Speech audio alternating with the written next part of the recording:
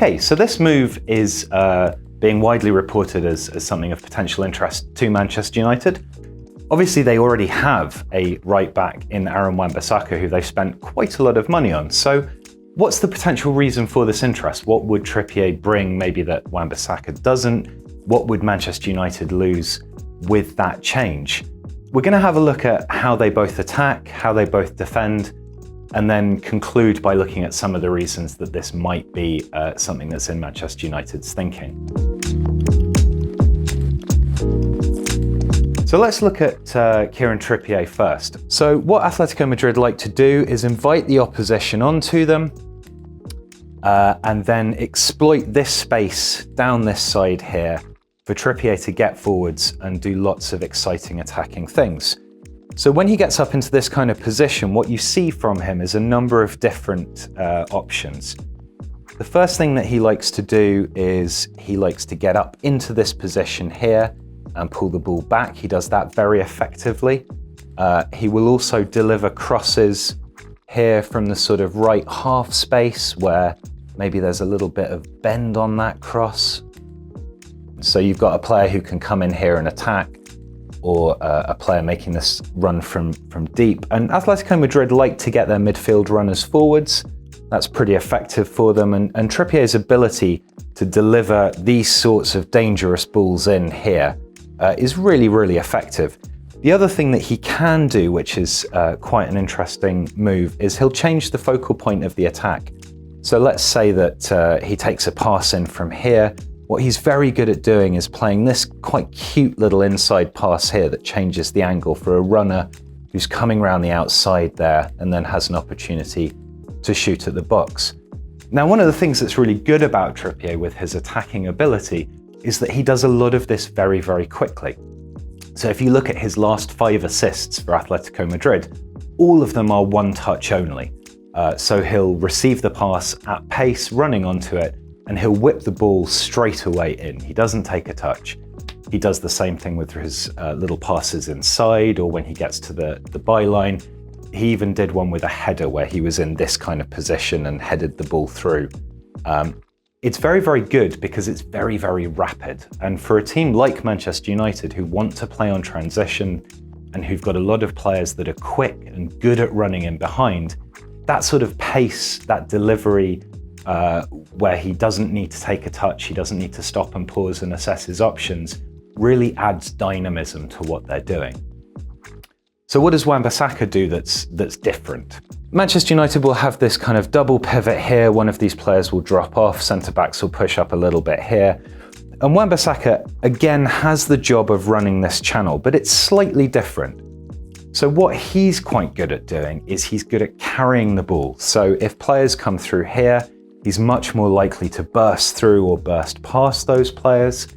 He's good at taking players on. He's got relatively good touch, but he's got dynamic running ability. So he's able to take the ball into dangerous areas at feet. What he's not so good at doing is crossing first time. So although his crossing has really improved, it's probably most effective from this kind of area here. Sometimes that'll be a pullback, sometimes that'll be a deeper cross, maybe even floating one towards the back post here for a runner. He likes to take a touch before he does this. He likes to stop, assess, and then he'll get that whip and that curl.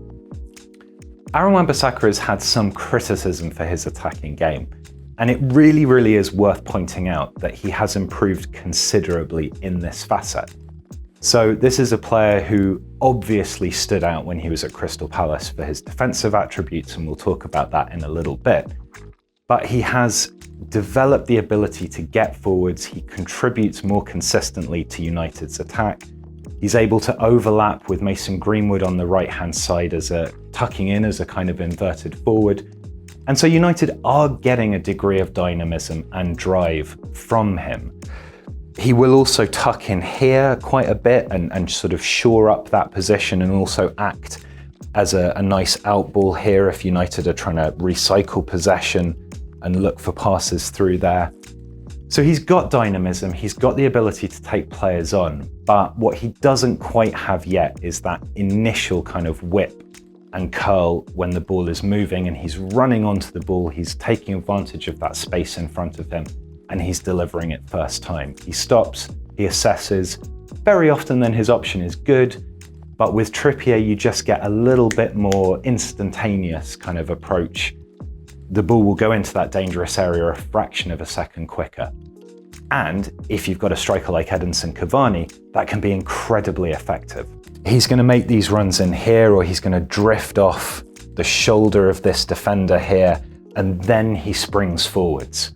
And if you've got Trippier delivering that cross, running into that channel and pulling it back really, really quickly, Cavani would prosper off that. So if this is a move that does come to fruition, I would strongly expect that combination to be very, very effective for United.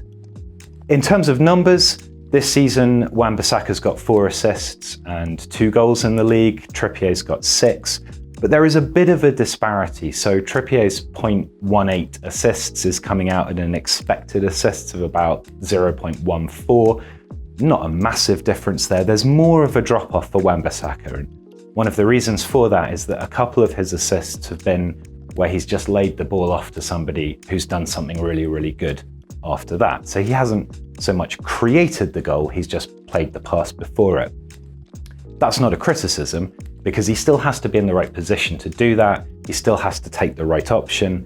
But I think if you're looking purely at the numbers, it maybe slightly favours Wan-Bissaka in terms of how much he adds to Manchester United's attack.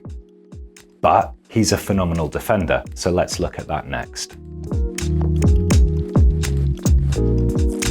So defensively, Kieran Trippier is not a bad defender by any stretch of the imagination. And one of the things that you have to consider when you're assessing defensive players, whether you're using statistics or the eye test, is the system that they play in, because that's really, really crucial for defenders.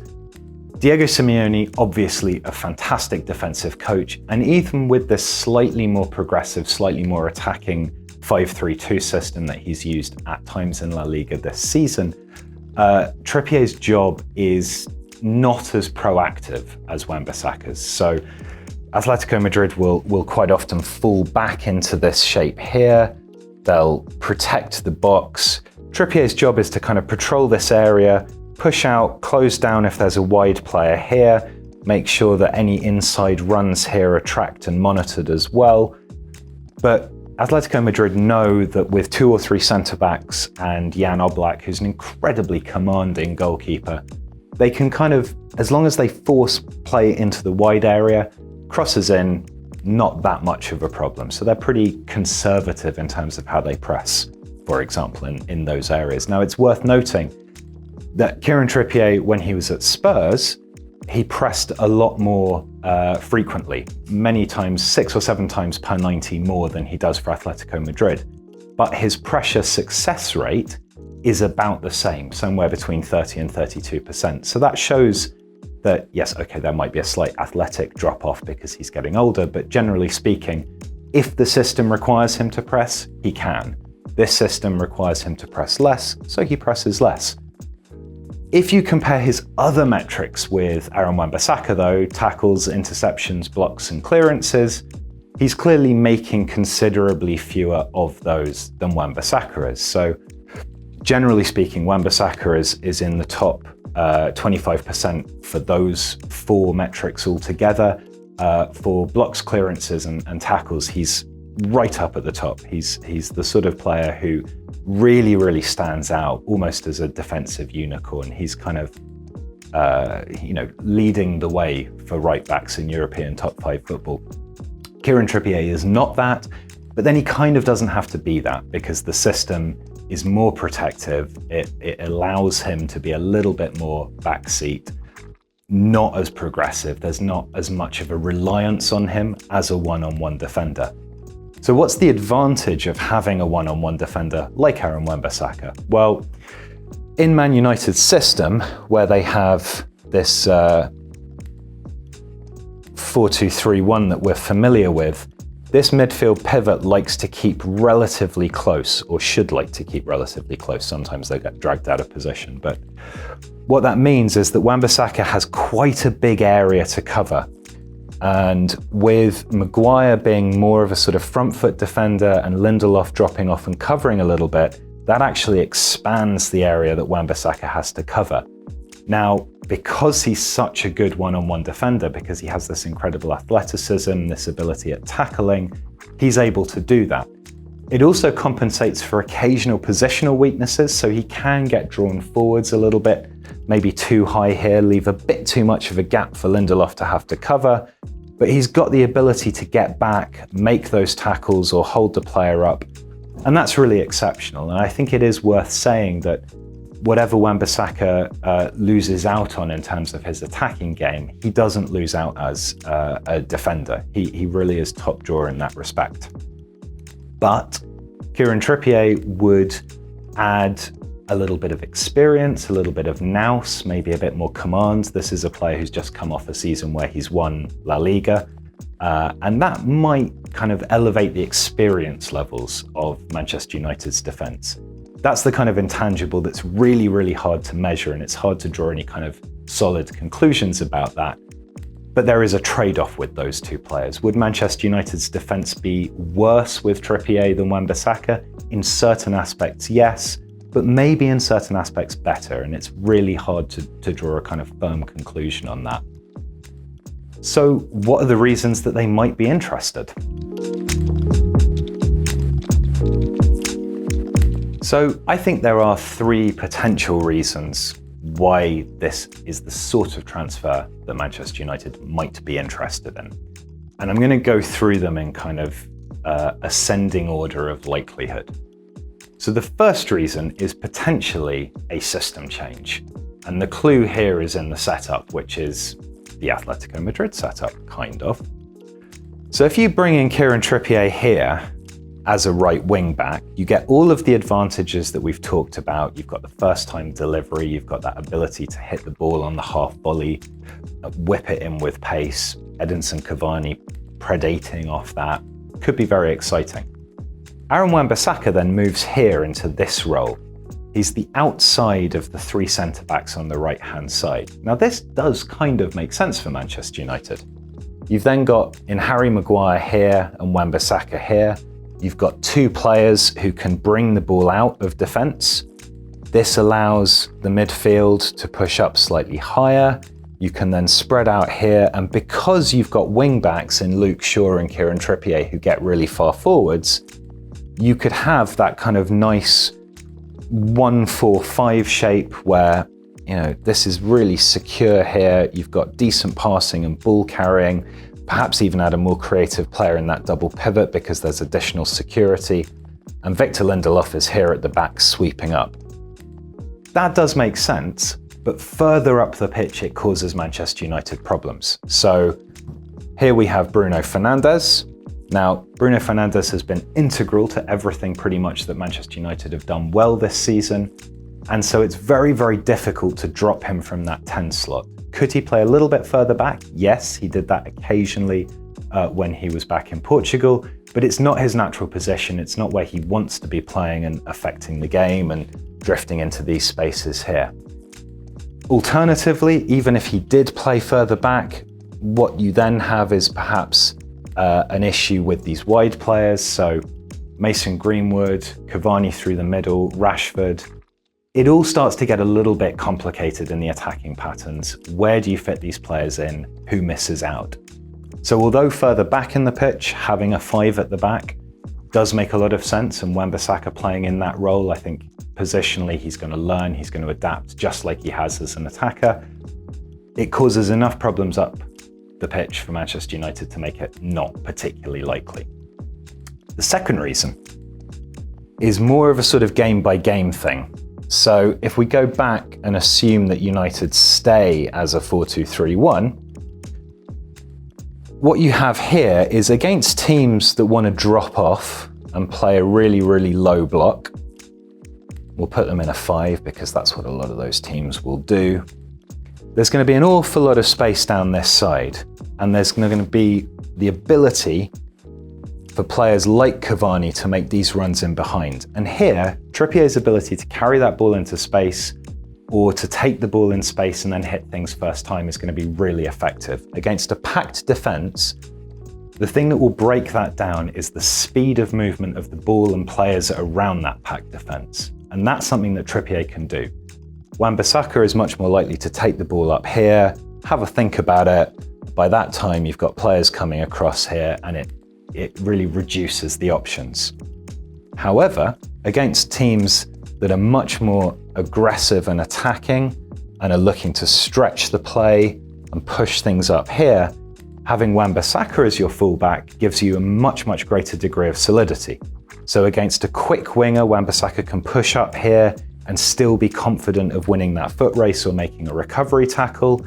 It allows United to play a slightly higher defensive line to try and mitigate the fact that the team is pushing up against them. It's the sort of thing that does make sense again on a kind of game-by-game tactical basis. There would be games where having Trippier makes more sense, games where having Wan-Bissaka makes more sense. But then from a financial perspective, the sums being talked about, especially given how much Wan-Bissaka cost and the fact that he's quite young, is this overall strategically a good idea for United? Probably less so. There are other areas of the pitch where that money would be better spent, and I would suggest that putting your faith in a young player who's shown that they are developing, that they're addressing the weaknesses in their game without losing the strengths, might make more sense. So again, this is possible from a tactical perspective, but there are maybe better options. What's the last reason they might do it? Well, the last reason is potentially that actually they just think Trippier is better in the short term. Now, again, there are tactical reasons for this.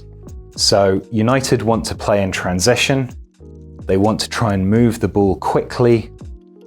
They don't have a great deal of creativity in midfield at the moment with that double pivot. And the ability of players like Greenwood and Rashford, and particularly Cavani, to find space around the edge of the box. It's something where Trippier's speed of delivery, his speed of thought, and his technical execution could be a serious advantage. And we've talked a little bit about how that link up with Cavani would probably be particularly good. That in the short term maybe does make the most sense for Manchester United because it opens up a whole other flank. United like to get these interchanges of play here with Bruno Fernandes drifting over, Luke Shaw pushing up into this space, Rashford over here. That does have the tendency to drag teams over onto this side. And then all of a sudden, you've given Kieran Trippier the freedom of the right flank for those quick switches of play and smashing it in. That's actually how teams that use wing backs do things really, really effectively. But again, in the long term, does it make sense to have a fullback of Wan-Bissaka's quality sitting on the bench as an understudy, maybe being sold off? I don't know. So it's really, really tricky. These are the sorts of decisions that football clubs have to make. What's the short-term benefit and the long-term benefit of these kinds of things? In the short term, from an attacking perspective, Kieran Trippier, yes, makes a lot of sense. Wan-Bissaka, though, defensively superb, improving all the time as an attacker. I guess we'll have to see how this plays out.